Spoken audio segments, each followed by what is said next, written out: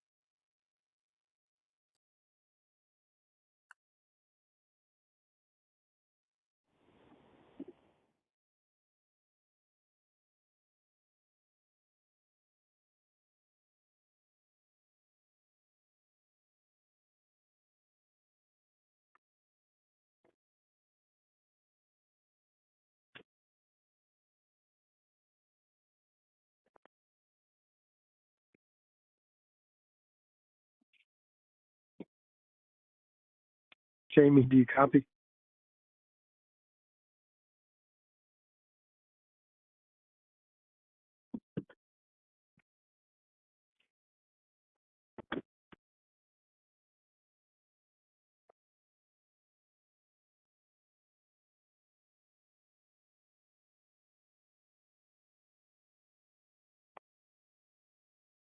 Jamie, do you copy?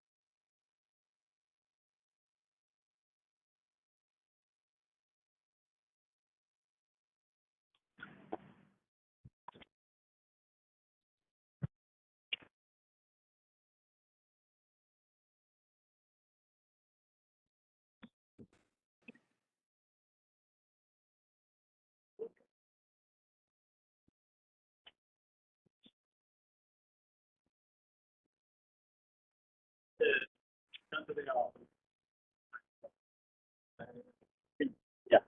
Across the street? Yeah. Hey, hey, hey. No problem. How you do?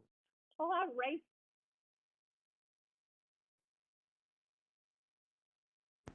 Can y'all hear me? Be a funny joke.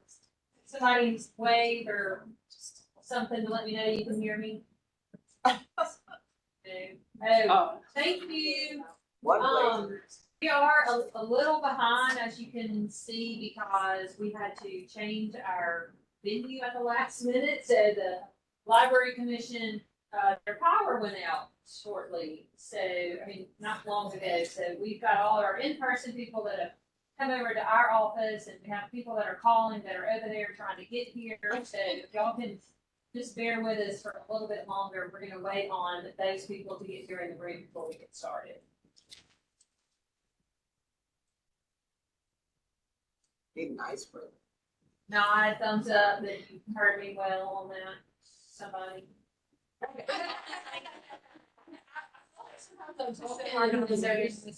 Nobody's hearing me, so. And we do have coffee, we still have coffee and water over here.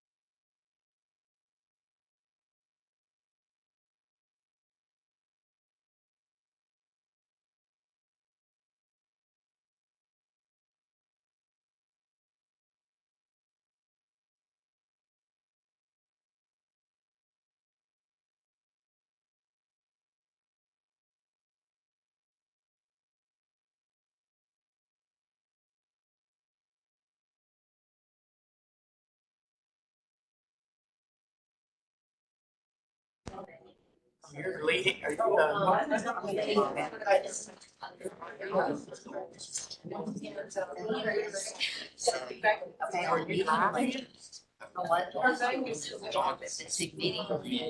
Yeah. That's a small. Yeah.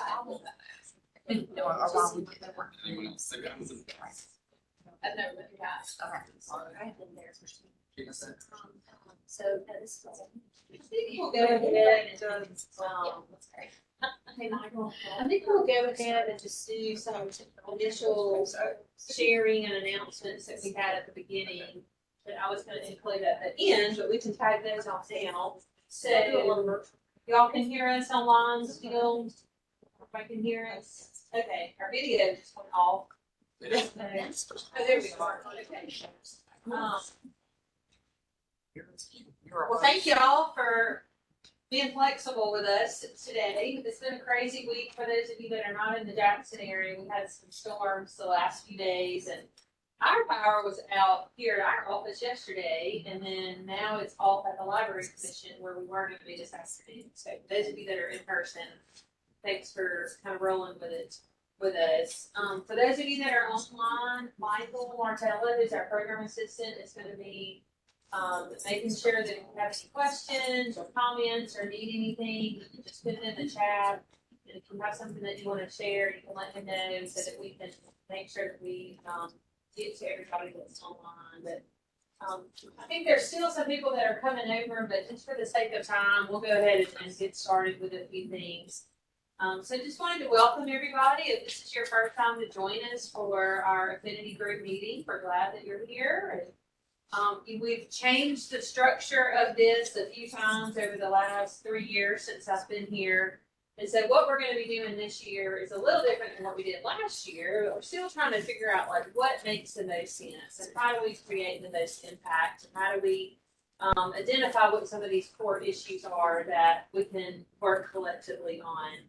So if you were at our January meeting, we pulled all 3 of our groups together and that worked really well. So we're probably going to be doing that each quarterly meeting that we have this year to bring everybody together, to provide some big key updates on things that are going on, to share ideas, to talk about kind of hot topic issues. And then out of that, how do we come up with some very issue specific priorities that we can pull smaller groups of people around to do some coalition building, some collaboration around that. And that's where we start seeing the impact at the system level change, the policy level change.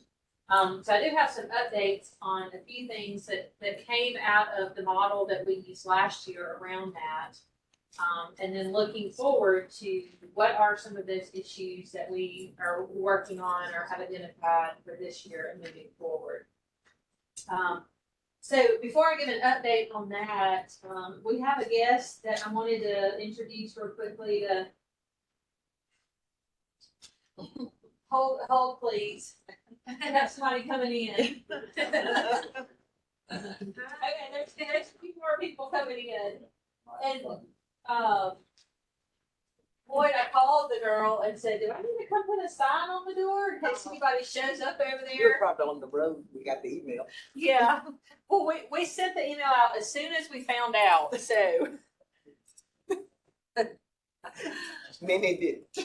But I guess she and I, Jennifer at the Library Commission, we both said, well, if they get there and the door's locked and there's a sign that says it's closed, maybe they'll call us and figure it out. But as a few more people are starting to come in, I'd like to introduce Janet. If you want to come, sure, Janet. And we may need to stand here, okay, so the camera can get you. There's another one coming in. Here's my friend Joe. Yes. Come on in, Joe.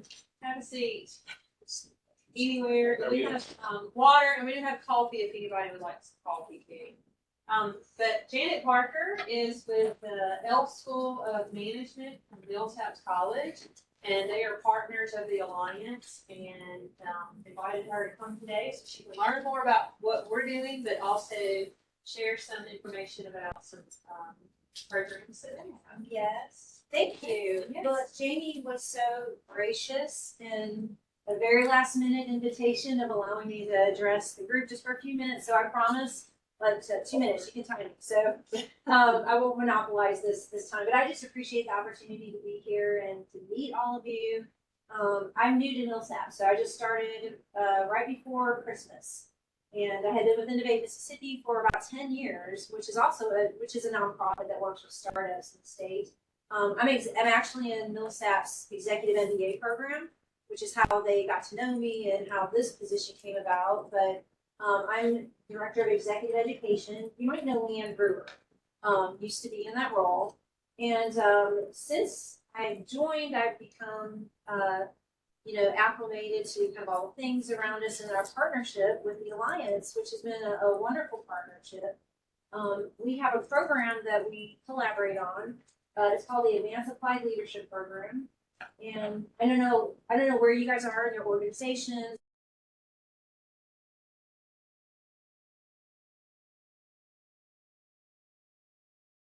Or you may already be in a leadership role and you're looking to advance your skills. This is where we come in and try to help hone some of those leadership and management skills.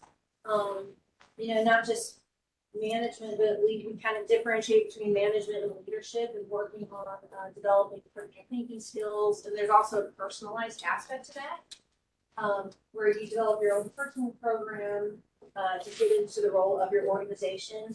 We're starting, the program starts mid-May, so we're recruiting right now.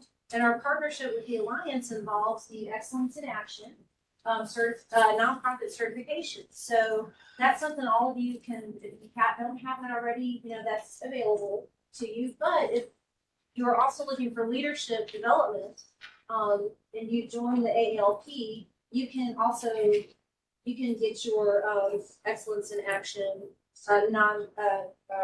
nonprofit certification within that program for no additional charge. So I just wanted to let you know that is happening. And if you have any questions, please feel free to come up to me on the break. I've got packets with more information if that's something you think that you're interested in. And we do a lot of other things too. So just happy to have the opportunity to get to know you, and I hope to extend the relationship and get to know you all better. Thank you. Thank you. Is that 2 minutes? Did I lie? Sorry, your Yes, good question. Yes. Joe Donovan just asked, is there a price differential between nonprofits and everybody else? Yeah, so our full price rate is $12,000 for it's an 8-month program. The nonprofit rate is only $5,000. So, and a lot of people are doing payment plans, so not everybody can do that right at once. So we do a lot of as long as it's paid for by the end of the program, I don't really care how we get there. So we'll figure it out. All right. Thank you. All right. Any other questions? And I'm a graduate of a graduate? Yes. Or, Yes. I don't know what the term is. I'm a fellow. I went through the program last year, and Yes. it was a great experience. Met a lot of wonderful people, and I always go into leadership programs really to grow my own leadership, but also to make connections and network and build relationships. And so would highly recommend and encourage people, if they're interested in some type of leadership development, to consider that program. So, and for those of you that are online, she does have the packets that we have here in person, but we can send those out electronically. So everything that we talk about and share today, we'll send a follow-up email after the meeting and share all of those resources. So we're going to go straight into the agenda now, which I've shared with everybody. For those of you that are online, sorry you don't have that, but we wanted to start by giving some updates on some things that we shared in our January meeting, particularly around work that has kind of birthed out of the Health Affinity Group and the Education Affinity Group. Well, there's some more. We have more coming in. Thank you. I've been here somewhere. Good to meet y'all. Keith Fulcher, Community Foundation, Northwest Mississippi. I'll sit back. I should start doing the process for who drove the furthest to get here in person. I'd say it'd probably be maybe a tie between some of them over there. But anyway, wanted to give some updates on some projects that we've worked on and some support that we've provided around some initiatives. So Jean Massey is here, and if you were at our January meeting, she provided an update on some work that Mississippi Economic Council has been leading. And so I wanted to give her just a few minutes to talk about that. So Jean? We have completed the report, thanks to those that supported us to get this finished, and I will tell you it's online. I didn't bring everybody a binder. You can go to the Mississippi Economic Council, msnec.com, and when you go there under programs, you'll see Ascent to 55%, click there, and it's got accountability report. So if you want to read it, here it is, okay? It's out there, it's there. Let me tell you where we are. We completed the tours, done all the research, gathered everything.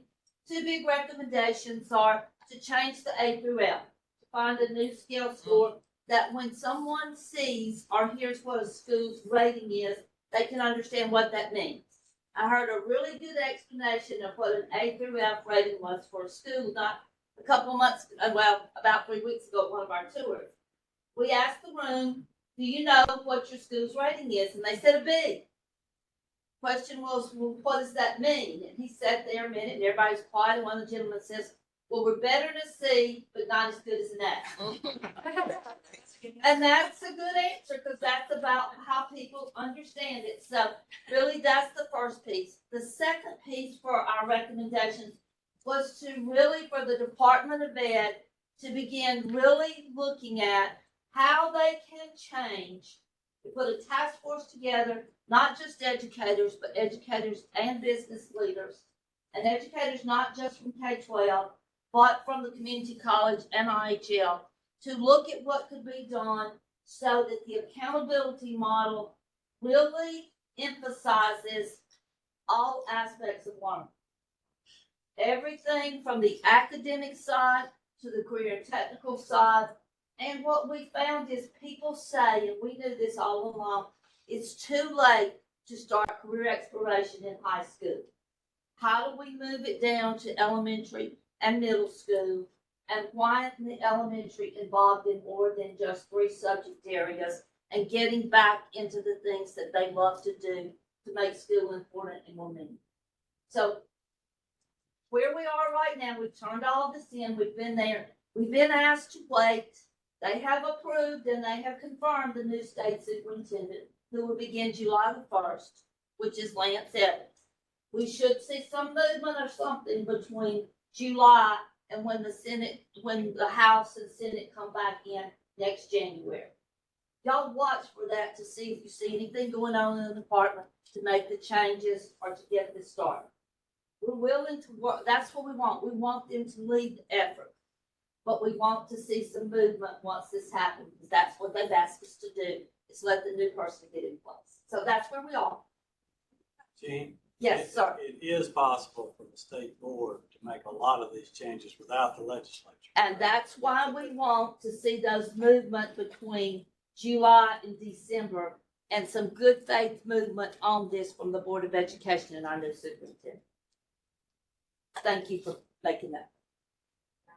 And we'll send the link to the report out as well in the follow-up notes. And for anybody that wasn't at our January meeting, or I think even the meeting before that, well, we didn't have one in October, but we've been talking about this for a while.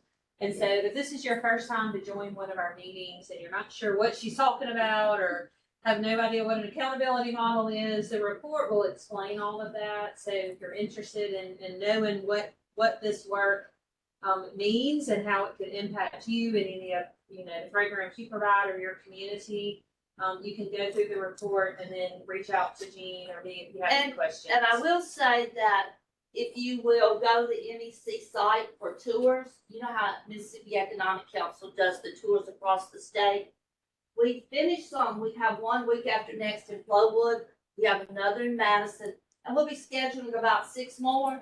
It's not just about the report, and it's not just about the K-12, but there's a good piece in one of those tours about this piece and what we're trying to do. So if you can make one of those tours, please do so. They're free. All you have to do is sign up to call. About an hour and a half. And I was gonna mention at the end, just some general announcements, that MEC has their annual meeting next Thursday as well. So if you don't have that on your calendar, you can still register, purchase a ticket, or sponsor that. I'm sure they're still looking for sponsorships. Well, actually, the sponsors piece is full. Oh, good. But and I will be here to the end. We're waiting for a call from someone. I may have to leave, but I'll be glad to answer any questions at the end if I'm still. Okay, all right, great. And I do have 2 copies of the report if anybody does want to look through it while you're here.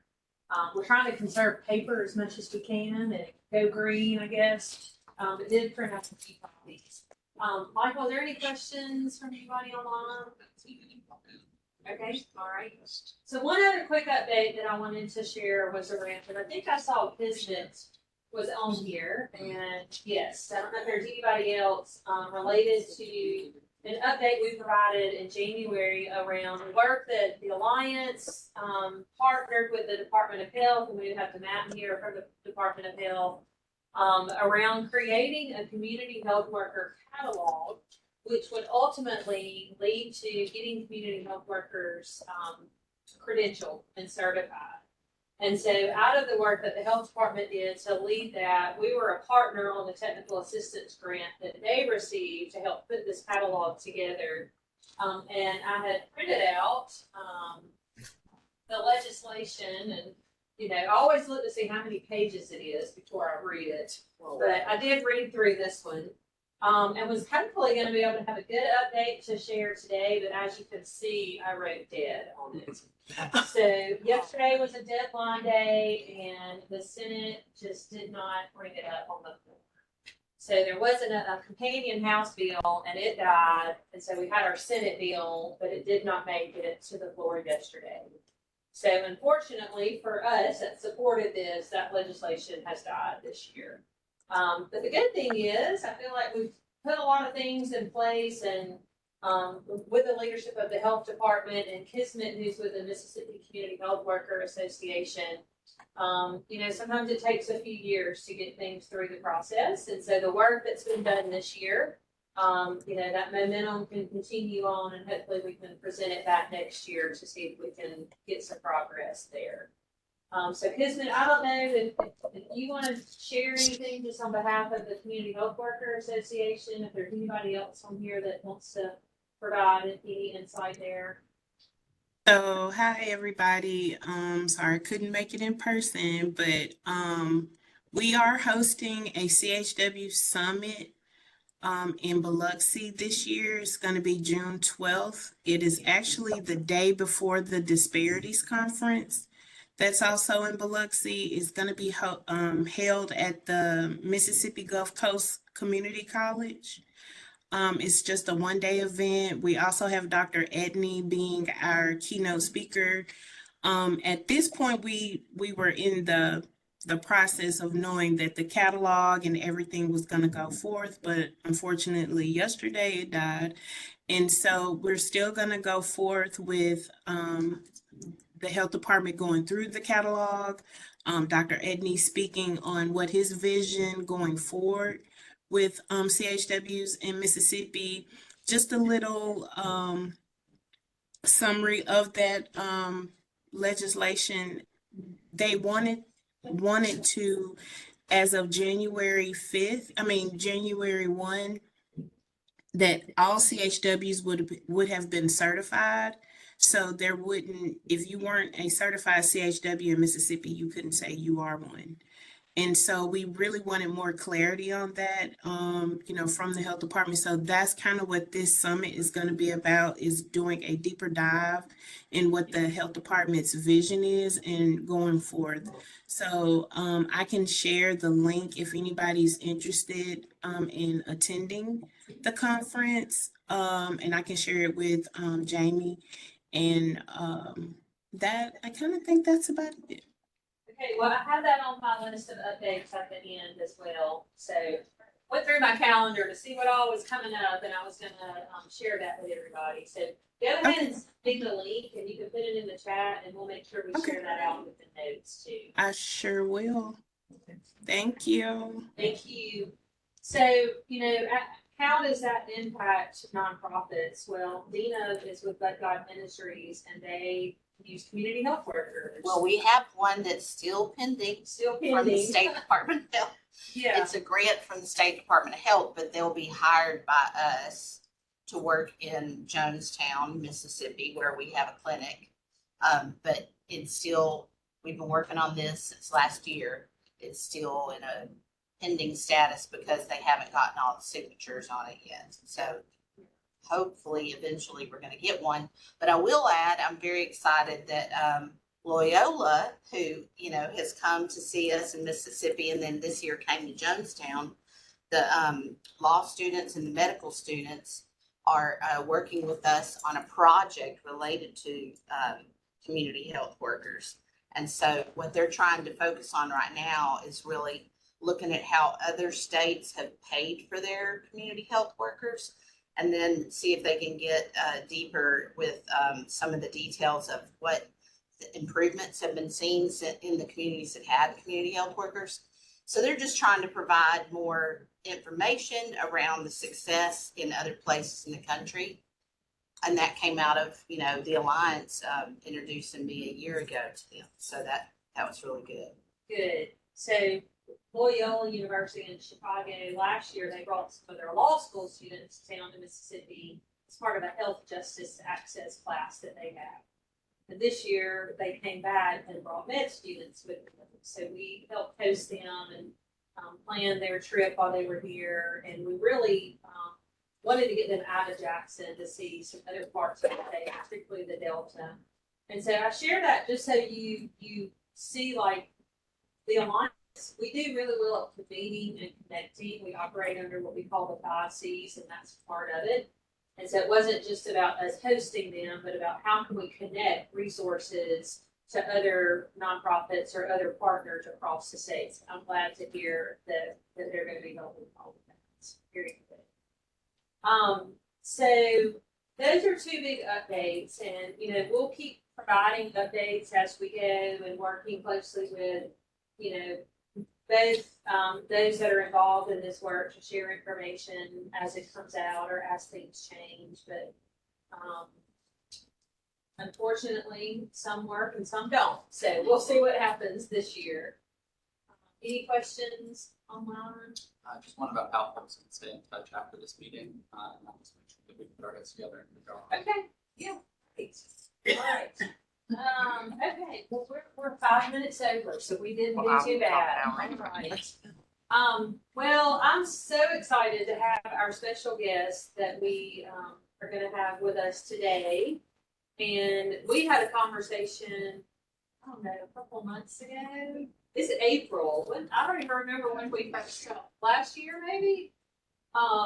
And, continue to have conversation with them about some amazing opportunities that they're going to share about with you today.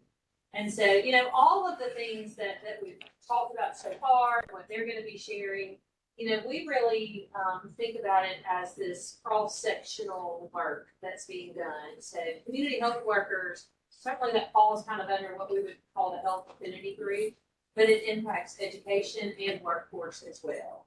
And so I hope that as she shares today, you think about how there's intersection between, health, education, workforce, arts, culture, re-entry, kind of all the things that, are provided as social services or community-based organizations are leading. And so I'm going to turn it over to them. And can y'all see the presentation online? Okay, awesome. Well, this is Dr. Julie Jones. George, I'm sorry. I grew up with a Julie Jones. And I'm going to let her and Kathy Curtis that's here with her, and if you can't tell, she's from Mississippi State University. That's for So, I think everybody got a flyer, and then we will share out some additional resources after the meeting as well. So I'm gonna just turn it So, over to her. thanks, Jamie, I really appreciate it, and so, this is hard, I'll try to turn and look at y'all wherever we can for this, and then I'll probably come back, but, so I am, right now, I have the pleasure of serving as the Vice President for Research and Economic Development at Mississippi State University. For a number of years, I worked with Gene Massey. I was Center Director of what we call the Research and Curriculum Unit, doing all the CTE work for the state, so I have this several years of experience in the workforce world. Now I wear multiple hats because there's nothing about the economic development part of my job that workforce doesn't touch. Oftentimes, I think the universities, 10 years ago, 15 years ago, when I got in this business, universities didn't talk about doing workforce. The community colleges did that work. The community college system in the state of Mississippi is fabulous. It is maybe the strongest community college system in the country and the easiest community college system to work with from an institution of higher learning's perspective. So for a lot of reasons. So, but the reality of it is about 5 years ago, now 6 years ago, we did an economic impact study of Mississippi State's impact. Every university does this. Came up to be something like $1.2 billion 5 years ago. That number, when we broke that number down, the largest economic impact that every university has is on its graduates and the added income for their lifetime earnings that a 4-year degree brings. So everybody goes to college to get a job. So universities are in the workforce business, and our graduates are the most important thing we do for the economy and the workforce in the state of Mississippi. So we are in the workforce business. And we are talking a lot about being in the workforce business right now, and how research and workforce gets together these days is because there's not a federal award, or few, but there's not a large federal award that's available for us to do research and technology development that does not automatically include a large workforce component. Every federal grant that we're seeing now of any significant size includes workforce development. It also, and one of the reasons that we reached out to work with this alliance is, it also is asking us as an institution to work with community-based organizations to deliver services around our communities and our states in ways that we've never done before. Now, Mississippi State is home to the Extension Office, and we have an office in every county. So we have a leg up on some of the other universities as far as reaching out across the state. But this is different because now I've got, the Extension is one part of Mississippi State, and the research enterprise is a different part of the university. And now I've got faculty in, I don't know, pick a subject, chemistry, electrical engineering, you pick a subject, and now they're trying to get some money to do some work, to do their research, and they're also being required in that award to go out and do workforce development in the community. And they have no clue, zero clue as to how to do that. So part of this is, how do I help my own community of researchers on our campus figure out how to work across the state of Mississippi in almost a community development role, and how to partner with community-based organizations to do workforce training and development. Now, we're really used to doing STEM awareness. Universities for years have gone out and done awareness programs in schools, what I call STEM awareness. We've been trying to raise awareness for STEM careers for decades across the country. And we will still do what I call awareness activities, but now it's much more focused on workforce training. I can give you an example. We just recently put one in that was climate, sustainability, climate change workforce. The title of the award was Climate Change Workforce from NOAA. Okay, large award, required participation from almost every agency we could think of across the state to think about what, number one, what does it mean to have a climate ready workforce? And then how to figure out thinking about doing that. So whether it is climate, sustainability, clean energy, cyber, advanced manufacturing, or health, or even entrepreneurship. All of those things now are falling into this category of workforce training and development that our country, that our nation, the federal government thinks and knows that we need to do something better about. How do we solve this workforce challenge that we have across our country? And it is a workforce challenge across the country. And I don't have there are no easy answers, y'all. You hear on the from the educator side of things, there's something we call the demographic cliff. The population in this state's not growing.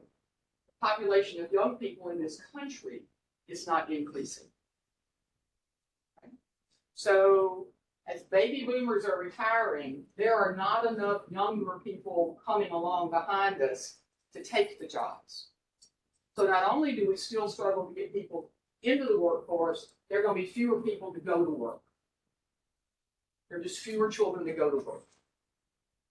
At our universities, demographic cliffs you see. I mean, in 2008, the birth rate in the United States started declining, and it has not gone back up.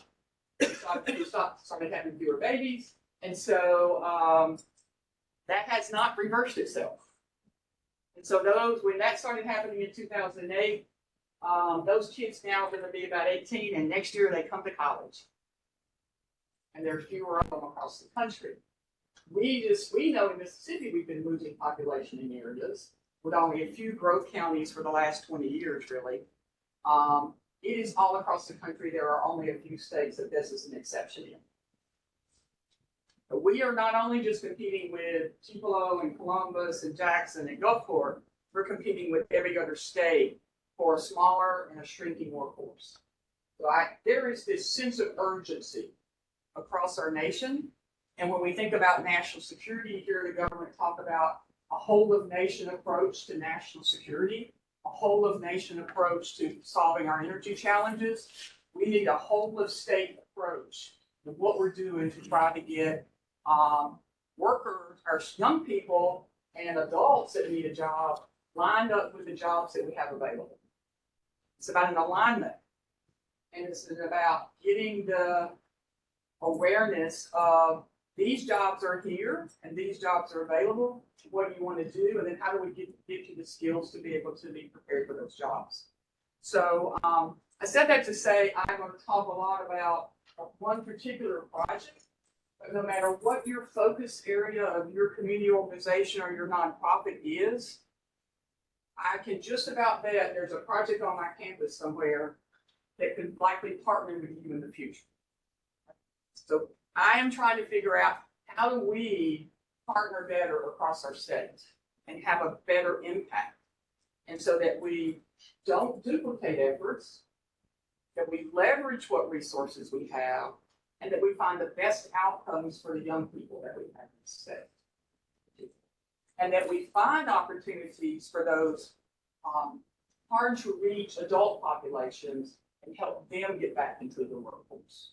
That's a very important sector besides the young people. It's those adults that are in either non-family sustaining wage jobs now or not in the workforce at all. How do we get them family sustaining wage jobs? Because they're there if we can help them figure out how to do that. So this is a particular project that is the National Science Foundation dropped, feels like 5 years ago, probably almost 2.5 years ago that we've been working on this. But they called this the Innovation Engine. You'll probably have heard of something called the Chips and Science Act a few years ago that ran through Congress and finally got approved.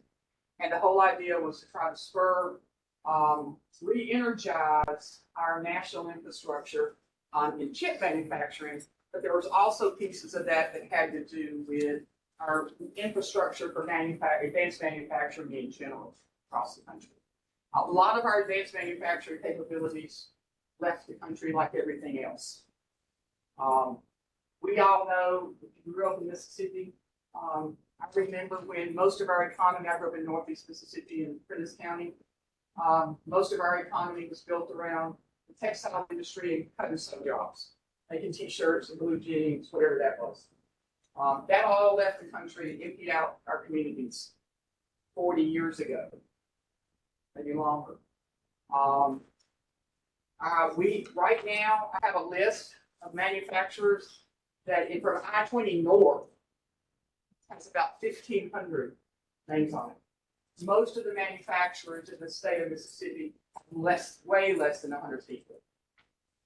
We all talk about the large ones, but most of the manufacturers are small mom and pop manufacturers making something, selling it to somebody else, and employing 25, 30, 40, 50 people. That's most of what it is. And y'all know those companies and wherever you're from. Those are the companies that we need to figure out how do we help them automate? How do we help them get to what we call Industry 4.0 practices? How do we help them include robotics in their processes now? How do we help them update their value chain processes, logistics processes, so they can remain competitive? Because if we don't, our small manufacturers are going to go the same way as our textile industries did because they can't stay competitive. So I call this future-proofing our manufacturing. And so that's part of what we're trying to do here. We're doing this, I think what spurred us to do this, we were already starting to do some things around advanced manufacturing in the city state, but I think this really has begun to help us energize our own understanding of where the needs are across, because I've been all over the state talking to people about this effort and hearing the challenges that we have in our industries and in our communities with this. So go to the next slide, Kathy. There are three common pieces that not only to this project, but other projects we're seeing is what we call use-inspired research and development. Now, what that means is, if you know a researcher at a university that's a core researcher, they may spend their entire career working on one thing, a very small, narrow piece of whatever science discipline that they're in. And we need those people. But what this means is, instead of doing maybe that, they were actually listening to the problems that people have in the world, and that's what we're researching and finding solutions for. That's what use-inspired research and development is.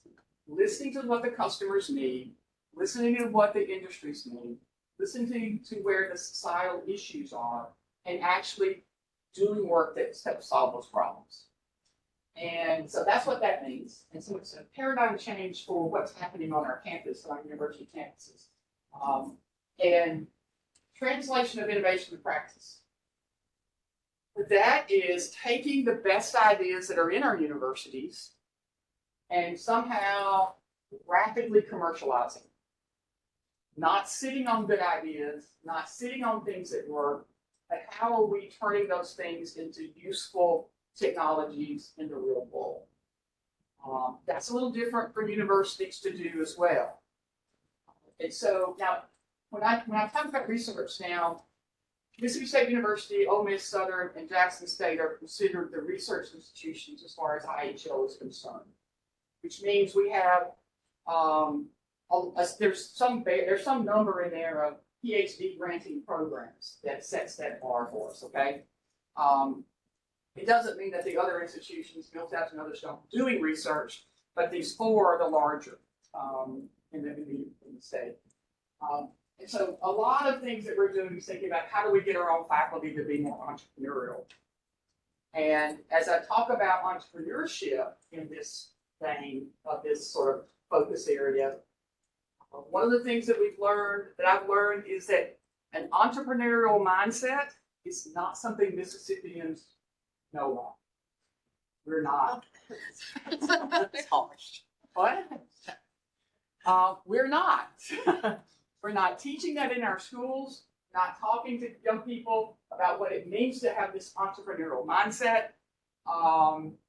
And I've actually been in communities where I asked the community leader, what are y'all doing in your community about entrepreneurship and startups and this whole innovation ecosystem kind of thing. That's the buzzword around the country is innovation ecosystems. And they go, we don't do entrepreneurship. I went, okay, got it. So it's, so we need people to grow up and be innovative and entrepreneurial in their thinking. And that doesn't mean they have to go start a business. It just means they need to think about problems differently and work with people to solve challenges in new ways. And every business that is going to hire you wants you to think innovatively and entrepreneurially. So it's not just a skill for going and starting a business. It is that, but it's not at all what that means, an entrepreneurial mindset. Workforce development, sustainable growth and regional innovation. So this is sort of the diagram that we've been working with on this particular project and trying to build a big regional ecosystem. So the other, I mentioned innovation ecosystem. And I think we're all trying to really understand what that means to have an ecosystem, not a biological ecosystem, but an ecosystem made of people and systems and organizations. Because Mississippi's, no one of us can solve, no one of us can tackle what we need to do to have strong economies, vibrant economies, and resilient economies for the future. It's going to take all of us working together and each person doing their part. Universities have their role, A-12 has their role, the formal education system has its role. There's a whole informal education system that needs to happen. Community-based organizations can touch people we cannot touch. And it takes that, it's going to take all of us to solve some of these challenges and to sustain our economy going forward. Next slide. So one of the things that we've been doing, Kathy, could go this, is it going? So we have been, as part of this development award, we did win a development award from the National Science Foundation to work on this for a couple of years. Try to build this ecosystem. $1 million doesn't go very far. Just want y'all to know. It sounds like a lot of money, but it doesn't go very far when we start doing this. And so this is their stakeholder map. It's a pretty good tool to use if you ever need a stakeholder map tool. It's a pretty good tool to use because you see entrepreneur, risk capital, corporate, government, university, and it takes, so it's this all-in sort of approach to what it means to have an ecosystem. And around this, I know you probably can't read all the names, but these are the people, well, these are some of the people that we talked to, not quite all of them yet, but we keep updating it. So these are some of the companies, some of the organizations that we have talked to over the last year, something less than a year, to talk about this story, talk about what it means to try to help Mississippi develop an engine that will drive an advanced manufacturing ecosystem for the United States. How do we energize all of these stakeholders to have their mission, and this other group has their mission? They're not the same, but yet we have a common mission of trying to work toward a vibrant ecosystem supporting advanced manufacturing in the state, so that we have an economy that works.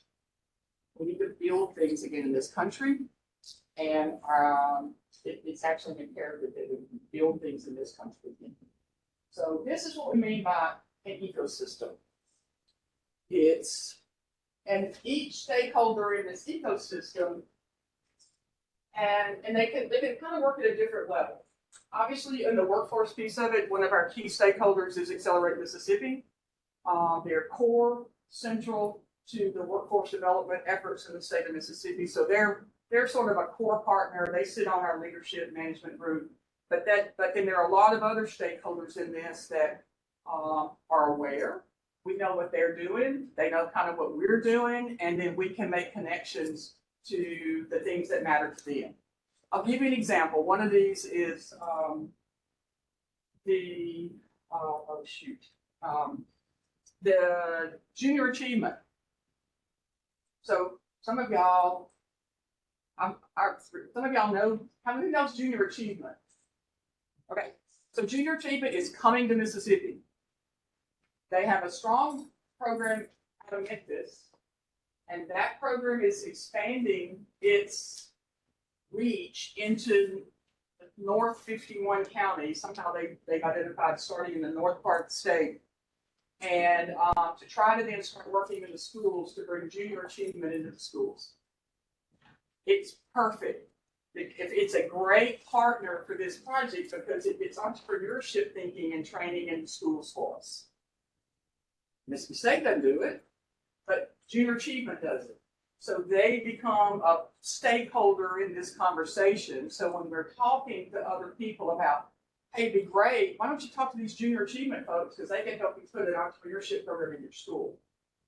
And so that's what we mean by having partners all playing a role, but having this coordinating group that is just trying to bring the players together to have conversations, a lot like the Mississippi Alliance of Nonprofits and Philanthropy.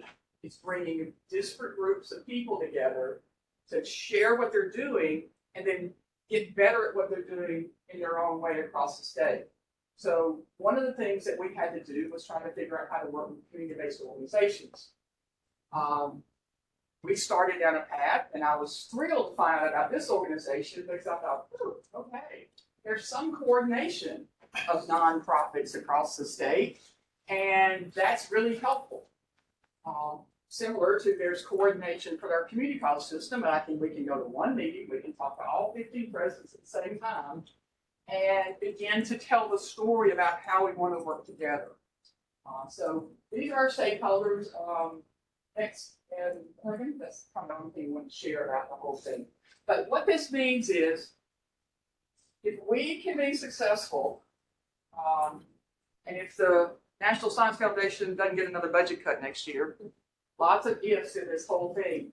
The Type 2 engine award, the federal, the large award that we can compete for now would be over $150 million in investment into the state of Mississippi for an ecosystem to support advanced manufacturing. Now, $150 million is significant investment by the federal government into an area. They have announced there are other really large, there are some other really large significant investments that are out there that are available to our state. I can tell you that every one of those is working on this idea of an ecosystem of partners coming together to address the challenges. The other thing they're doing is they're not just saying, here's $150 million, go. They are expecting us to have leverage dollars of at least that amount. So they want us to bring partners to the table where we can say, yeah, Accelerate Mississippi is a partner, and they're investing $50 million a year in workforce, or whatever the number may be. And Toyota is now investing X in their T4 new training program up there. And this company is investing this amount of money in what they're doing that's related to this effort. So part of this is where are these other investments from these stakeholders that I was talking about that illustrates and demonstrates that we have an ecosystem. It can't just be one person, or it is completely unsustainable and pretty much ineffective. And so I'm real sensitive to the fact that this is not just a Mississippi State project. This is a state of Mississippi effort that we're trying to lead and just coalesce people around that are like-minded in some way and can see where their mission of what they're doing kind of lines up, and there's some crossing in there. And there can be some mutual benefit from collaborating with the engine. And so that's what it's about. I will tell you that, I don't think anybody was on the list from Southern or Jackson State, but my colleagues at the other research institutions, the four of us get together regularly every month and sometimes talk way more than that. And when this competition dropped from the National Science Foundation a couple of years ago, we were all talking about what we were going to do, how we were going to work together, It's a competition. There were over 700 proposals went in, and they selected 44 development awards out of 700. So we decided collectively as four of us that we would all put something in, and maybe one of us would win, and then we'd all work together. Well, they won too. So we won 2 in the state of Mississippi. So ours was, this one that Mississippi State and Ole Miss put in together was focused on advanced manufacturing. The one that Southern and Jackson State put in is focused on food innovation. So I'm sharing that because I know many of y'all are probably working in the area of food innovation, food disparities, and the health disparities caused by food shortages. And it also has a climate resilience component in that as well, because food systems need to be as this climate resilience piece in. So Jackson State and Southern are working on one that's food innovation. I will also say that right now we're trying to figure out how we can put our 2 projects together and have one so that we can combine all those efforts. And we will get to that now. But because there's a lot of overlap. Number 1, workforce is workforce, no matter where you want to work. Strategies you need to learn from. 2, entrepreneurship is entrepreneurship. And so 3, it's just how do we find ways to think about the technologies that overlap between food innovation and advanced manufacturing. And if you are processing food right now, you are using automation. If you're growing food, you are using tractors that are driving themselves. You're getting ready to use robots to run along the ground and spray the fields with, or drones that are flying across the field. And if you are processing food, I promise you, you're automating it. Okay. So automation is the area we're talking about. That's a lot of different types of robotics, automated conveyor systems, which means simply there's a little robot pallet that runs around and moves product in a plant. The Toyota folks told us, it was about a month ago or so when we were meeting, had a conversation. They said that they're planning within 2 years that moving product within the plant, moving materials around inside their plant, there wouldn't be a human doing any of it. It would all be robotics moving materials around. Then they said, and then those people will be repurposed in other jobs because they don't have enough people. So as fast as we're all trying to figure out the workforce challenge we have, our industries are figuring out how to automate. So they need fewer people. So we have this thing both happening. The industries will adapt. The industries with the resources, like Toyota, will adapt. What I worry about are those small industries with 50 employees that don't have the capital to adapt. And so that's a policy thing that we're working on as an example of where can we find a pool of funds in the state to help an existing manufacturer that's probably been making something the same way for 40 years. How do we help them have the capital they need to retool their manufacturing processes, to automate, to become more efficient and productive? They can't shut down what they're doing to then put new equipment in that facility. So how do we help them think about doing that? And that's what our engineers can help them think about, but we need money available for them to be able to spend $200, $300, $500 million or whatever it is to get new capital.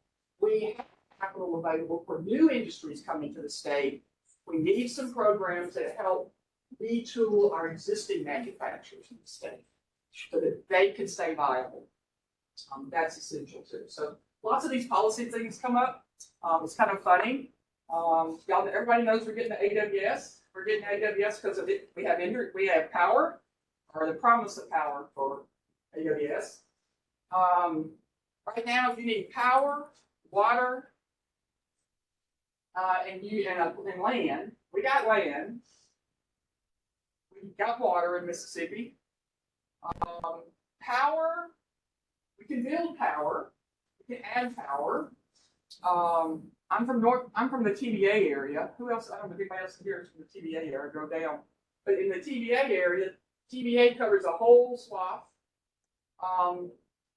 Last winter, not this one that wasn't so cold, but the one before, it's the first time in my lifetime that we had rolling blackouts because TVA didn't have enough power across the country.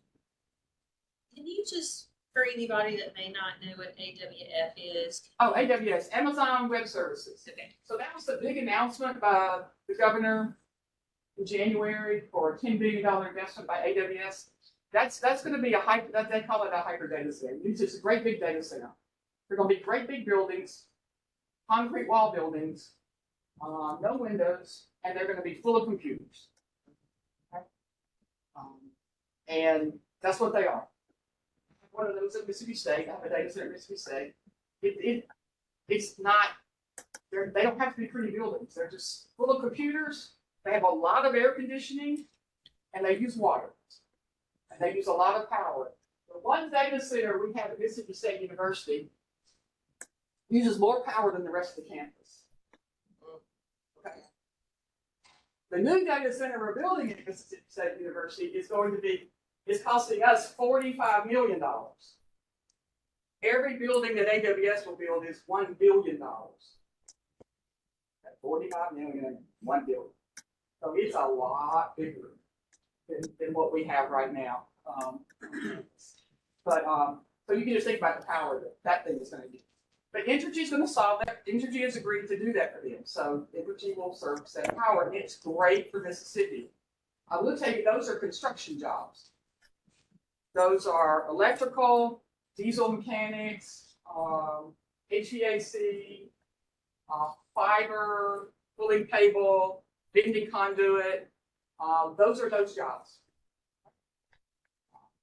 They will probably hire everybody. They will hire everybody they can. And they'll bring people in. There won't be enough. We won't have enough construction workers for what they'll do. So any of y'all that are working, in fact, somebody said that because any of y'all that are working around thinking about workforce training and development for construction, absolutely we need it. AWS needs it. Every contractor in the state of Mississippi is going to need it. When will that be built? They're moving dirt in Madison County. I'm pretty sure they're moving dirt. Yeah. Joe's got it. They're moving dirt. They're moving dirt as soon as they can. Can you talk also about, I know that there's a lot of solar panel farms or solar panel companies that are now coming into Mississippi. And they're targeting rural areas where they got to have like a minimum of 1,000 acres, and just maybe anything that you can share about the influx that we're seeing of that. Yeah, I think so. Who else got those? There's gonna be I three. can share a little bit. Yeah, there's three attached to the AWS project. One in Bolivar, one in Washington, and one in Pines, which will be new solar plants. And then there's one gas-powered turbine plant. So there's four additional generating sites planned. We've got about not too far from where I live, and between Columbus, between campus and the Golden Triangle, our regional airport out there between Columbus and Starkville, we have something around 3,000 acres that are getting ready to be. Some of it's probably about 1,000 of it's already done. But I can now see on my drive home where this other, whatever number of 1,000 acres is getting ready to be solar panels. Yeah, I mean, this particular set's going into what used to be row crop land, and it floods in the floodplain. And so it had not really been used effectively as row crop land in a while. So I think but what they're doing is they come in and they're going to make a deal with a power company in the area. And they're going to feed that power to whatever that company is. That company is going to buy that power from them. And then that company, and whoever it is, Entergy, TVA, or whoever it is in my area, or Mississippi Power on the coast, is going to then they're trying to, then they can say they got X percentage of clean power that they're offering to customers. Some of their customers are now requiring clean power, and so that has been a catalyst or a reason that our existing power companies are then encouraged to buy the power from the solar farm companies. And so it's that kind of symbiotic kind of relationship there. Is that helpful? There are jobs there too. There's that, but that again is construction jobs. We did have a company, Joe could probably know, we did have a company that was trying to make solar panels in Mississippi, but I don't think that company made it. No, it didn't. So right now that's just construction. It's all coming from outside. Once you put that panel in the ground, it just stays there. And if you own a lot of land, And want to do a land lease? I hear that they're paying really well They too. pay really good. That's why people are doing it. Yeah. We're at Risky State trying to do research on what we can do underneath it. We'd like to grow plants underneath it that would be, productive. And then we're also doing things with how do you keep it clean? People talk about goats. Well, goats climb other things and break them. So we're actually trying goats climb up in everything. But it could be that sheep. There's some there, so they're kind of see. We've got some on campus now. We've got solar. We got I forgot how many acres of solar panels on campus now. And so our ag folks are going to be seeing if sheep will work as a natural way of just keeping it trimmed and, grass and the weeds and everything not overpowering it. So we'll see if I'll let y'all know in a few years about if sheep work or not. No, definitely lawnmowers. But some of the things that you can, like we've got a project that if we get it funded, we're going to be putting covered parking with solar panels on top of the covered parking. And then we'll just use the power, locally, like that. Those are the kinds of things that you'll begin to see more and more of as well. There's a great example of that at Keesler Air Force Base. They're parking at the BX at Keesler. All it has for a number of years. That solar panel sitting on top of it. So anybody doing covered parking, that's a great thing to do. People are doing it on top of parking decks. Take a parking deck and take that top layer and put solar panels on it. People don't want to park outside in the open anyway. They want to park in the covered part. So take it and put solar panels on top of a parking deck. Are you familiar with or involved in this effort by Great City Foundation here in Jackson to develop a artificial intelligence research corridor with the 4 research universities? Yes. Where do you see that going then? So yeah, there's a Great City Foundation here in Jackson. It's been talking a lot about how to build, I'm kind of repeating, an AI research hub here in Jackson. A couple of reasons for doing that. Y'all may not know, we have data lines, super duper internet lines that run east and west from Dallas to Atlanta, and then north and south from New Orleans to Chicago. And so we are at an intersection point from a carrier perspective of great data access. So having a hub here that needs high data usage makes good sense. AI is another buzzword of the day. I could probably talk another hour about AI, but yeah, I think the idea is to have some type of federally funded lab focused on AI around for the Department of Defense. I mentioned the data center at Mississippi State University. We also have a supercomputing center in Mississippi at the Army Corps of Engineers, the ERDIC, Engineering Research Development Center in Vicksburg. We have another supercomputing facility in Mississippi at the Stennis Space Center on the Gulf Coast. The one at ERDIC in Vicksburg does all the supercomputing for the Army, the big Army. The one on the coast does a good chunk of the supercomputing for NOAA. Okay? And so NOAA has more than one. The Army has more than one too, but I think all the supercomputing power is actually at ERDIC. And between what we have, between those 3 high-performance computing centers, the state of Mississippi ranks 5th in the country in supercomputing power. Yeah, that case. Really? Really. We rank I had no 5th in the idea. country in supercomputing power. So we have a lot of compute power. And AI needs a lot of compute power. It doesn't necessarily have to have what we call parallel supercomputing, but Amazon, AWS, that is building those data centers, knows the world needs lots of computing power to do what AI is going to be doing for us in the future. That's why they're building so many of these things.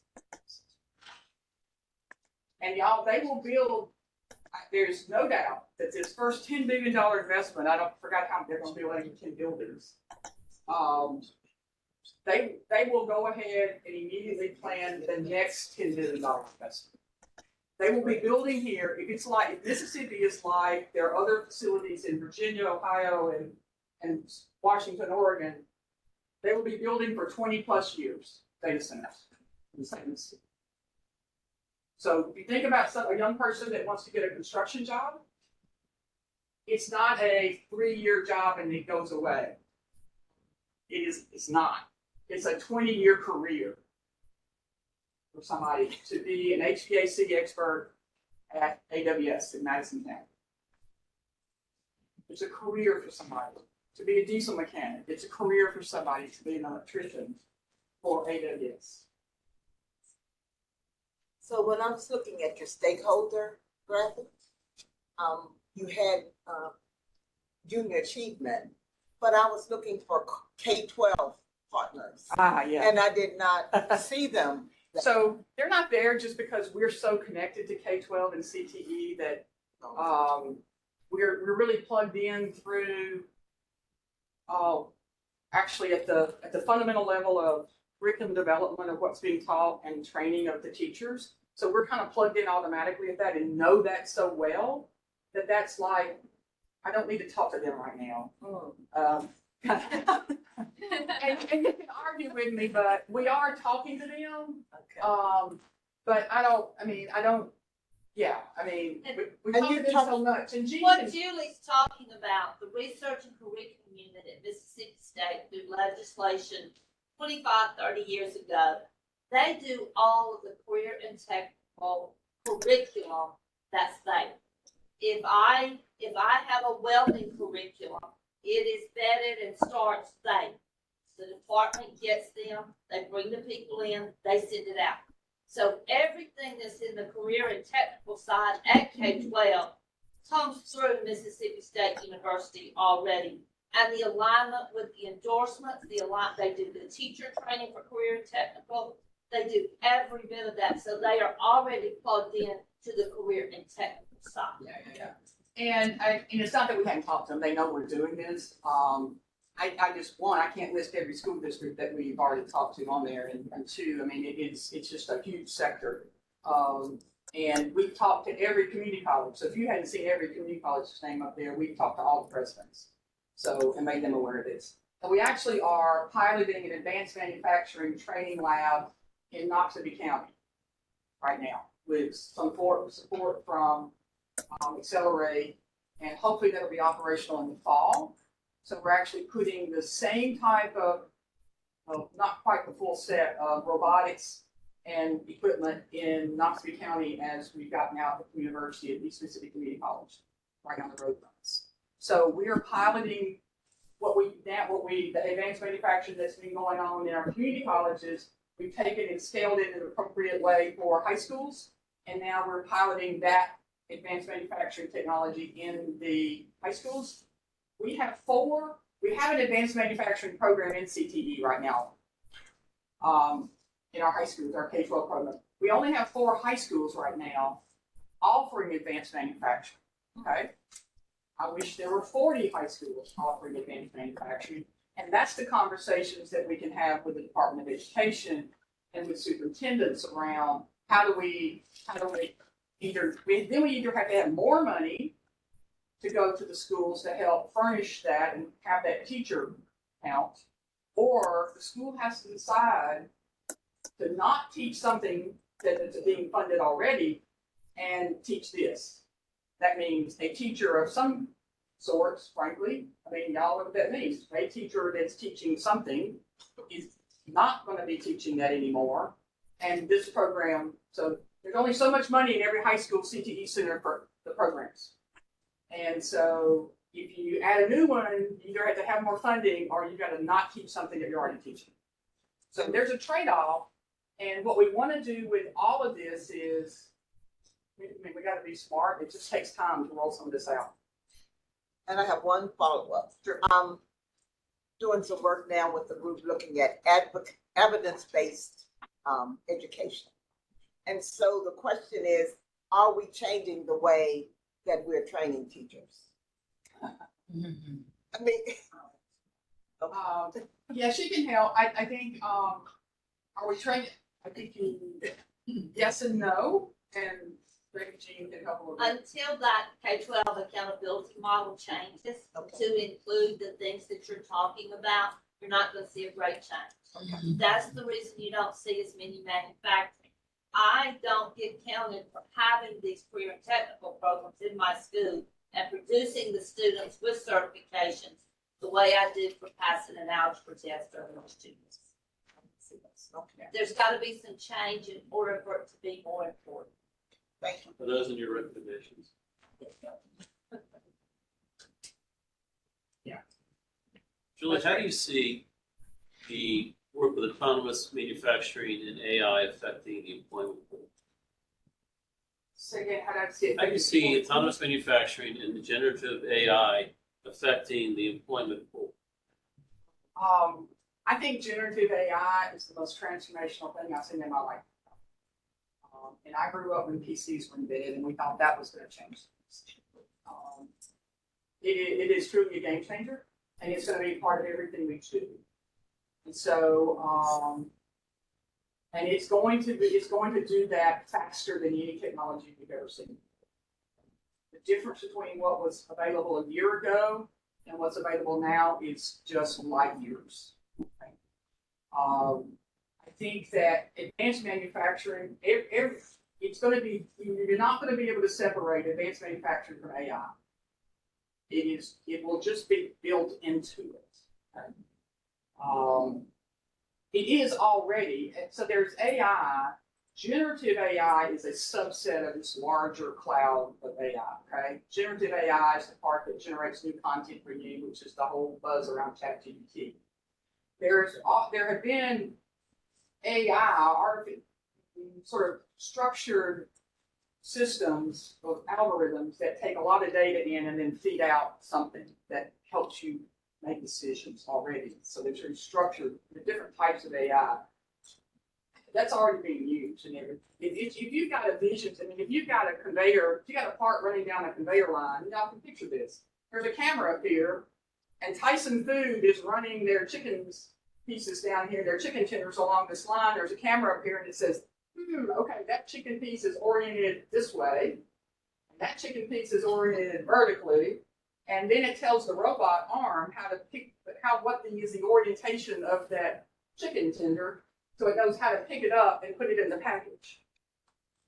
That's AI, for that camera to understand the orientation of that chicken tender, and then be able to know how to tell that robot arm how to then change to pick it up and then put it in the appropriate orientation in that package.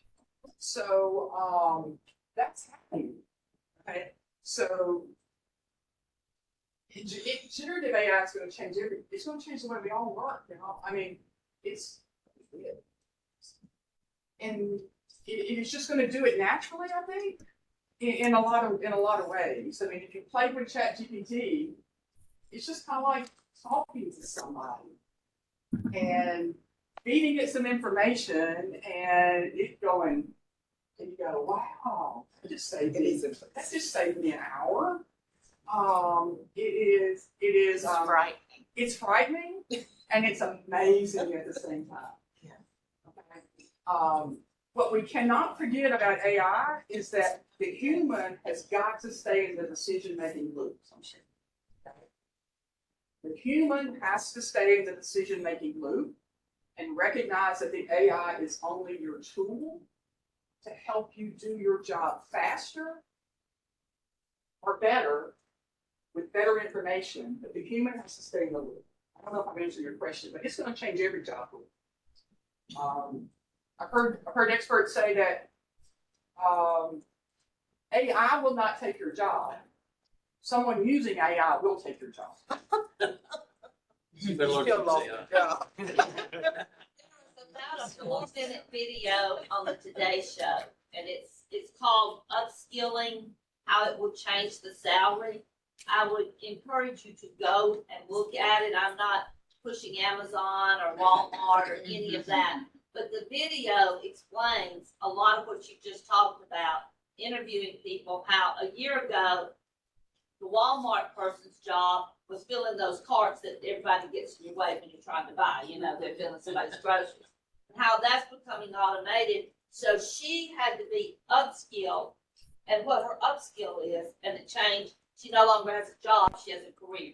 And there are several of those about how it's taking to upskill a lot of what Julie's talked about. We don't have young people coming out of school to fill all of these, so how do we upskill? It's a great video. I would encourage you to look at it. I'm glad you talked about The upskilling. Today shows I don't know if there's anybody on the line that's in the Gulf Coast area, but this was in the Accelerate Mississippi, the summit that Accelerate did. And I encourage you, if you're interested in workforce, to go to that summit. We just pick up a lot of things. But upskilling our existing workforce is so important right now. If y'all know large employers, maybe even small ones, Mississippi State's a large employer. We have 5,000. And one of the things, Kathy, one of the things I'm trying to figure out right now is how to get my own people upskilled. Okay? To learn to use AI. I'm this close to requiring a few things, and I'm trying to get them to voluntarily opt in to do some things, but I'm this close to requiring some things. And we will probably, at Mississippi State University, I will probably say, by the end of the year, we will probably require every employee to take X to understand what AI is. And just like we require compliance and phishing security and IT security of everybody, we're going to probably be requiring that you learn something about AI. But there was an example at Singing River that they explained at the Accelerate conference last year where the hospital was in need of workers. And they worked with Gulf Coast Community College, and Gulf Coast changed the way they were teaching their nursing program. Instead of doing it whatever in WF, whatever the sequence was, they went to like a 3-day, all day, 3-day type program. And then the hospital was going to support their employees. And I'm probably butchering this. If somebody knows, I hope they'll speak up. But the hospital is going to support their employees, and they put out a call that says, we'll keep you on your payroll. We'll continue to pay you. And maybe they're a lab technician or phlebotomist. They're in a low skill job in the hospital. And if you want to upskill and get a higher level nursing credential, then we'll help you with that. Keep your current job so you can keep your paycheck. People cannot upskill if they cannot keep their paycheck. We cannot ask our employees to stop what they're doing, stop earning a wage, and go back to school. Our employers have to be willing, and I'm so proud of what Singing River did. They did that. They thought they would get 50 applications, y'all, that were going to do a class of like 25. Got 400 applications from their own employees to upskill themselves. And so we have employees in our own organizations that if we will just help them get a better paying job within our own organizations, they will do it. But we have to give them the flexibility and the freedom to go do that. So what are you, as a college, what are you doing with the students that are now at your college to make sure that they have the appropriate kind of upskills when they graduate?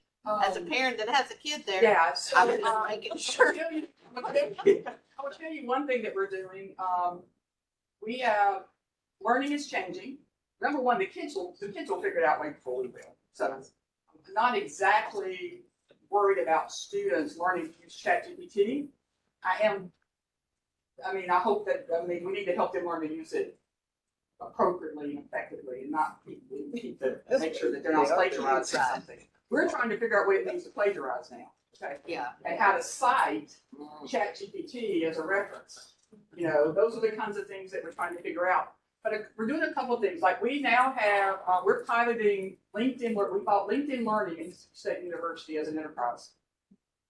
And so we are piloting LinkedIn Learning because almost anything you want to know about AI, there's a module on LinkedIn Learning, or there's a module at AWS, or there's a module at NVIDIA if you want to get technical, or there's a module at Google.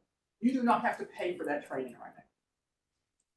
And so we are making LinkedIn Learning because that type of upskilling is what our industries are telling us. So it's what our industries are doing for their own employees that are ahead of us doing this. And so we are trying to get our own employees to go use these modern upskilling tools to teach themselves. Because we can't change our curriculum fast enough. Just absolutely cannot do that.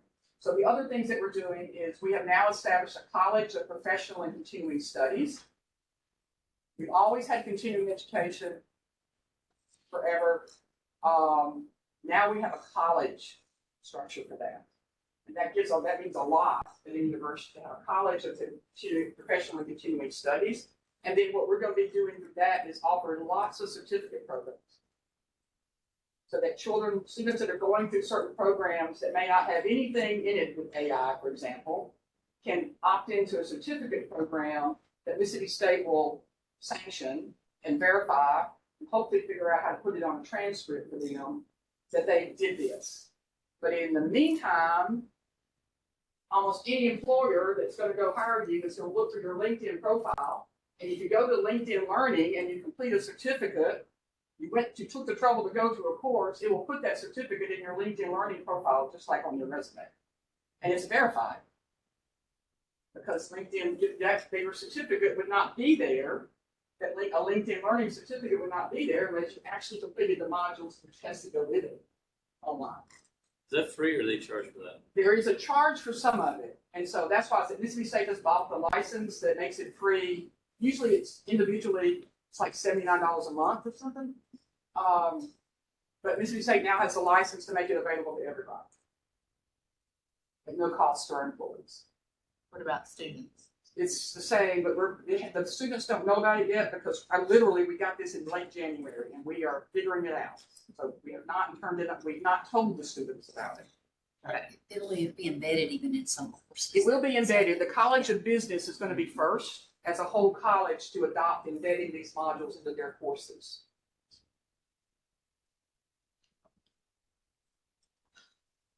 So those are some of the things that we're trying to change. Academia does not change fast, but we're trying. We're trying. You do a great job. Well, I don't know. We're doing it. So at your stakeholder list that you brought up, and we talked about your goals for getting funding in each of the areas, but what does the 6-month, 12-month plan kind of look like for you, especially with the economic business development stakeholders? What are your goals? And I mean, my areas you haven't mentioned at all, where we cover East Mississippi. So what's your? I guess I'm just like, what are you wanting? What can we bring back to the table to kind of help you? So right now, that's a great question. Thank you for that question. What you can do to help me. Right now, I just know who you are and what you do, what your mission is. Then I may already know an opportunity that I could share, or at least now I know who you are and what you do. That when somebody calls and says, Julie, do we know anybody that's teaching solar panel or fiber splicing or this, that, or another? I can go, yeah, I met this person and they're doing that. I bet they'd be a great partner for you. And so that's what we're trying to do. So call me up, shoot me an email, tell me what you're doing, what your mission is. Because I don't want people to do mission creep chasing dollars. That never works. Mission creep chasing dollars never works. So right now, I don't have a big bucket of NSF engine money. A very small bucket. And I may never win that big award. But we went into this knowing that what we were doing mattered anyway, trying to bring people together to talk about this, and that it was the right thing for us to do. And that just because we don't have that NSF bucket, there are 12 other buckets out there of opportunity and funds to try to think about using to do some of this work. And that's what we will be doing, is drawing on all of those buckets. ARC money is only available in the Northeast 24 counties. So there's a bucket that can support Northeast 24 counties of our state. Then there's another set of buckets that support the Gulf Coast that nobody else has access to.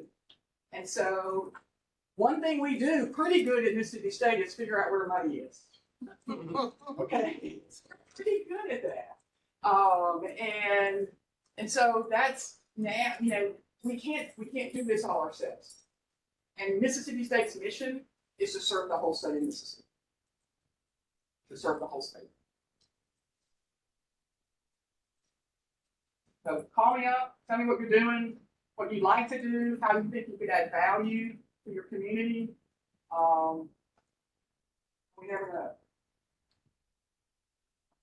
junior achievement, and we hopefully help them find about some money, so come to us. But if they're doing what they're doing, it helps everybody else. Pardon? I just thought about junior achievement and entrepreneurship is the connection I make with them. Yeah, they help start businesses. Yeah. Over there, question.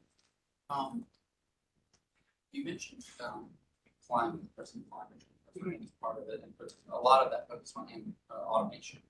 You know, and so I'm wondering, as you were thinking about adapting, growing this manufacturing industry, what consideration are you giving? How are you thinking about climate sustainability? You know, things like carbon. You know, are there plans to engage businesses models involve carbon sequestration and that sort of thing? So the question, I don't know if y'all can hear online, is about advanced manufacturing and what are we doing in thinking about advanced manufacturing in terms of sustainability and environmental sustainability of manufacturing. I think all of that's part of it. I mean, particularly for our large manufacturers, they have a very, they're very progressive with thinking about how they're lowering their carbon footprints for a lot of reasons. Smaller manufacturers, it's hard for them to afford to think about how to change their processes to do that. But that's where automated, when you think about it, that little robot running around somewhere, the ones that are mobile are going to be battery operated. And then, but then you've got the whole charging piece. So at night, that little dude goes back somewhere and charges itself, and then it's ready to go the next day or whatever. It's kind of like your robot in your house that runs your vacuum cleaner. It's the same principle. It's still got to use electricity. So we're still right now using electricity. So whether we've got battery operated equipment in our facilities or not, so we still got electricity somewhere. It is lowering the carbon footprint. So if we, for example, Taylor Machines, their new is building forklifts that are battery operated forklifts instead of diesel or gas operated forklifts. Taylor Machines just partnered and opened up a new plant in Columbus, because I know about it, called the Turberg, Dutch company. And I couldn't remember exactly the Turberg is up there, and they're making logistics trucks that you probably see on a dock. Probably not in a small manufacturer, but those little bob trucks that move containers around on a dock, and those are all electric. Okay.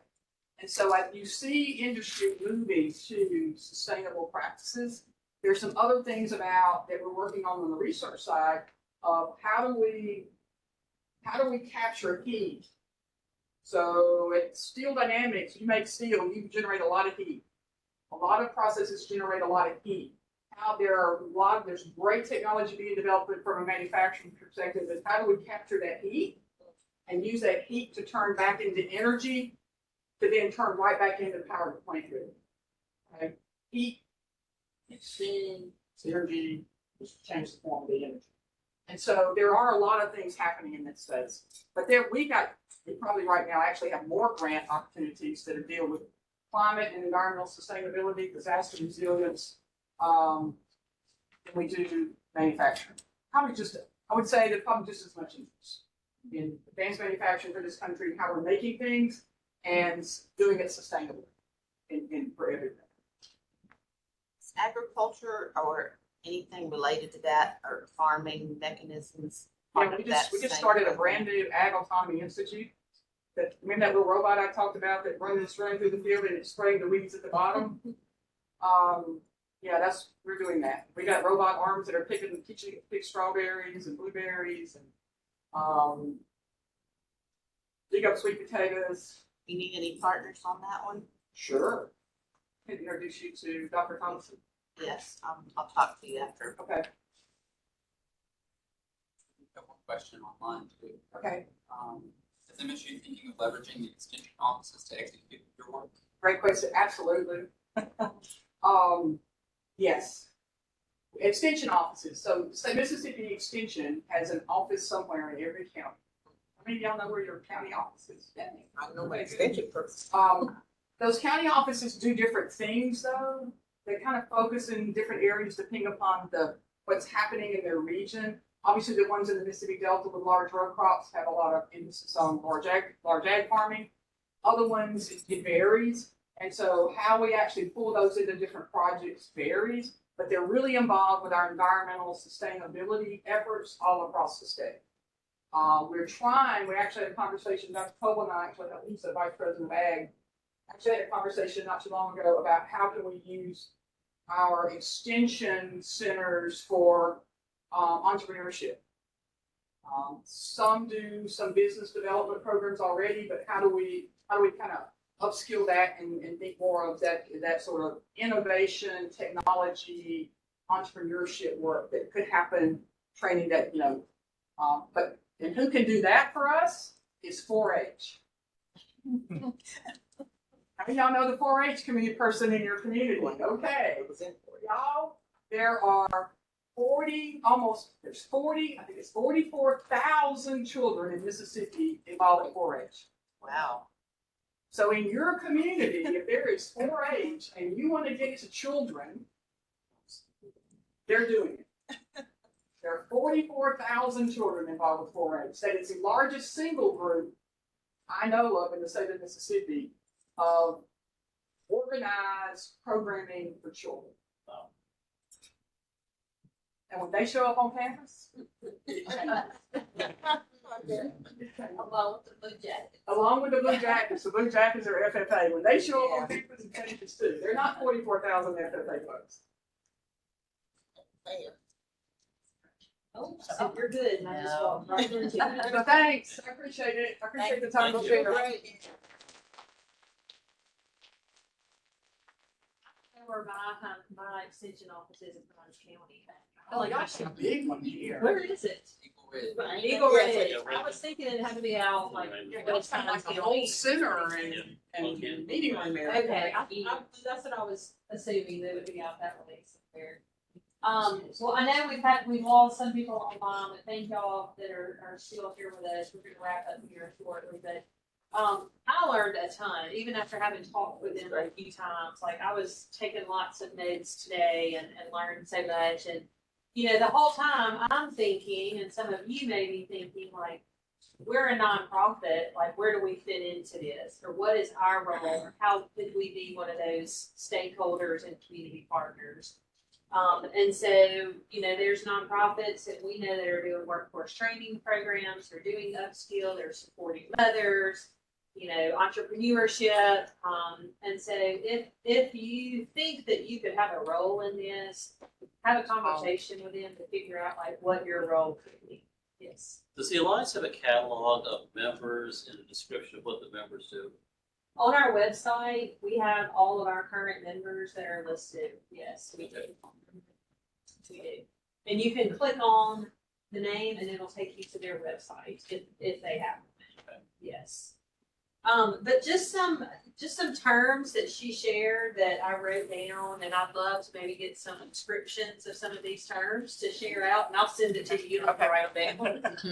But just things that I've heard for the first time, and I think it's helpful that we all have like a good understanding of the language that's a part of this work. So, demographic cliff, like I've never heard that before. Non-family sustaining wage jobs, I think most of us have heard like living wage, but that was a new term for me.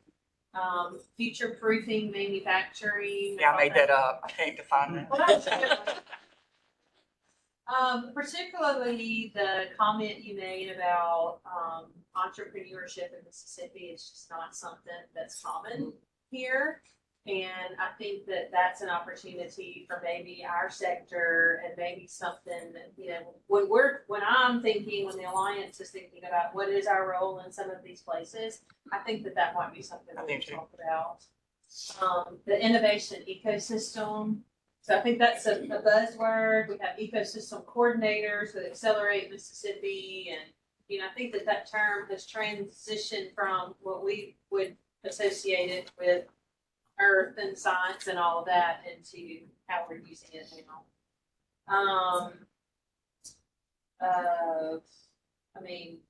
generative AI. I mean, like, there's just so many things that you said today that I'm like, oh, now I know what that means. So I'm gonna try to put my notes in some kind of order and send them out to everybody. But a few things that I wanted to touch on. Jean already sent me the link to that Today Show segment. I had Googled it as well. So we'll share that out with everybody. We'll take a look at that. I'd love to know of the 4 high schools that are doing the advanced manufacturing, who those schools are. And even thinking about like in the community around that, who are nonprofits that maybe. They're all up around the Create. They're all up around Tupelo. Figure that. Yeah. Figure that. Yeah. Create's one of our community foundations in Tupelo. Most of them are connected to Toyota. They're connected Yeah. to Toyota. I figured that. But we've got Continental Tire in Hines County. We've got Nissan in Madison County. Like there's And Nissan is ready to do some work. yeah. I think that Create's modeled a lot of stuff that's worked really well. That's right. But how can we replicate that and scale that out to other communities? Hey, and Jason and I will help you find somebody. Oh, I'm sure Jason can. Also, something that we talk about in the nonprofit section, which I appreciated you mentioning, was the mission creeping for chasing dollars. If y'all know what that means or want to talk about that, let me know. And then there's actually some funding right now through the Delta Regional Authority around workforce dollars. So I will send the link out. That notice came out like a week or so ago. But she mentioned the ARC, for those of you that may not know, that's the Appalachian Regional Commission. Then we have the Delta Regional Commission.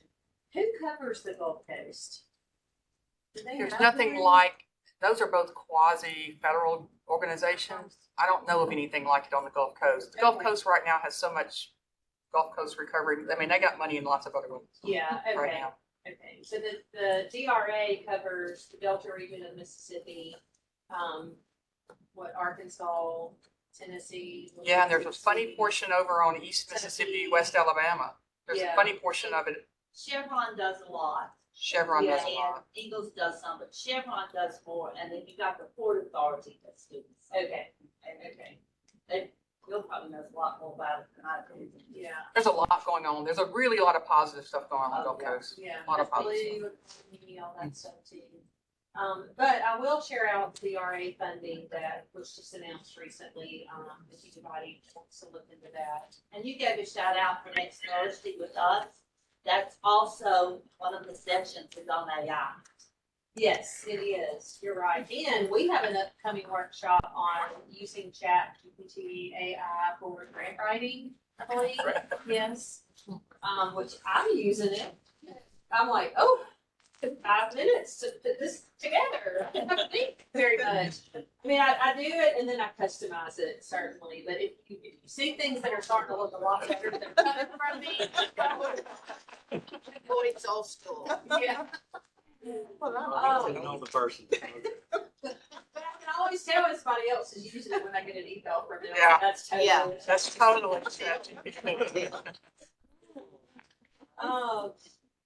So anyway, I'll share my notes and the links to all the things that we mentioned today. We'll get all of that sent out to you next week. I know we've got like 10 minutes left. Just a few other things I wanted to share. The MEC annual meeting is next week, next Thursday from 8:30 to 1:30. They always have amazing food for their lunch, catfish, all the things probably. There is this is like a faith-based mental health summit that's happening on April the 25th here in Jackson. I printed out the flyer for that, but I'll send that out as well. It's going to be. That's an area where there's a lot of federal funding for. Yes, it is. So the Mississippi Public Health Institute is hosting that on April 25th. The Mississippi Broadband Association is hosting their spring summit on May the 17th. I'll send that out to you as well. It's going to be at Neil Sass. And I'll actually be hosting a session in the afternoon around the work that we've been doing with broadband. And then Kismet mentioned the Mississippi Community Health Worker Association in June. So I was trying to think over the next quarter, kind of what are some of the things that we're going to be participating in, if you might be interested in. Leading into the broadband work that we've been doing, we have launched this Coalition for Digital Accessibility in Mississippi, which is coalition building, bringing people together. If you don't know what's happening in broadband, come talk to me, because I have learned more about it in the last year than I have my whole life. I know what speed up, speed down is now. I know. And then we are hosting a convening as part of that on May the 9th. That will be here at our office with Circle, which is a research institute at Tufts University. And they have one of their postdoctoral fellows that's been doing some research on, particularly around base organizations that work with youth around civic engagement.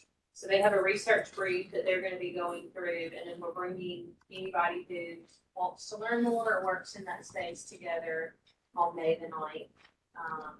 There's some other things around broadband. So if you have any interest in knowing what it is and where you might get engaged, please see me, because the state is going to be opening up their digital skills accessibility plan very soon, and there's funding that is going to be available in that for community-based organizations as well. I think that was all I had. And again, I'll send the links to all of these things. So if you want to participate or attend, you'll have that. But before we wrap up, we want to just open it up to hear from you, what you've got going on, anything you want to share. The floor is open. If anybody online has something they want to share, come off, or you can let Michael. By the way, Michael Martella, if you haven't met Michael, he is our amazing program assistant here and has been a tremendous asset for us here at the Alliance. So you've probably gotten some emails from him, but that's him.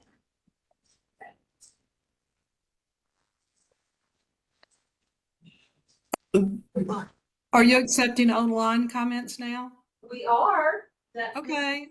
Okay. This is Linda Southward. Can you hear me? Mississippi State person. We can. Yeah. Linda Southward with the Children's Foundation of Mississippi, but a twice retiree of Mississippi State University. So a real shout out to Kathy Curtis, who I think was there today. Was she there? Yes. She's in the corner. Okay. Well, Julie, excellent hire, as I'm sure you know, because Kathy Curtis brought in people outside of our workday at Mississippi State to tutor and mentor young children in Starkville Public Schools. So she's a real winner working in the office that you have, and then understanding a lot more about what's going on in the community.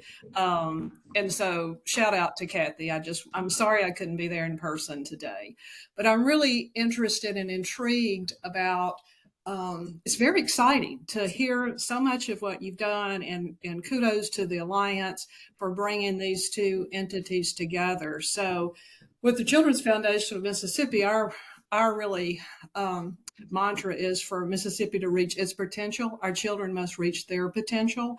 And so thinking about early on, it was groundbreaking 10 or 12 years ago with Ellen Galinsky's Mind of the Making, and now her latest book that has come out this past month on the breakthrough years of adolescent brain development. I think there's just some other opportunities to explore about, as you mentioned earlier, the students are getting this, but then how can we make sure that this is seamless going from early childhood to adolescence to college age and the workforce development. So I'm excited about work that's going forward, and kudos to a great presentation. Thanks, Linda. Good to see you or hear you. Yeah, thank you. And I have a 6-year-old, and she's like, people are already asking her, what do you want to do when you grow up? Just give her some time. I think I would love for people to change. Jean's gonna know what I'm getting ready to say. I would love for people to change asking children, what do you want to be when you grow up, to what do you want to do when you grow up? Yes. Okay. But there- Well, she'll ask me, what do you want me to do? And I'm like, right, what do you want? No, I want you to tell me. I'm like, no, I want you to figure it out. The job might not even exist. Yeah, that's right. That's right.